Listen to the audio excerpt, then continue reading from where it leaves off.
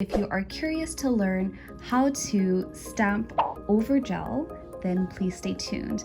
So, what gel is? Gel is a nail enhancement that you can put over the nail and it cures under a gel lamp. And today we're going to be using Fyote, and Fyote is a Korean non-toxic gel brand. So we already cured our gels, which means they are completely hardened. So if I touch it, you see there's no indentation, there's no weird stuff.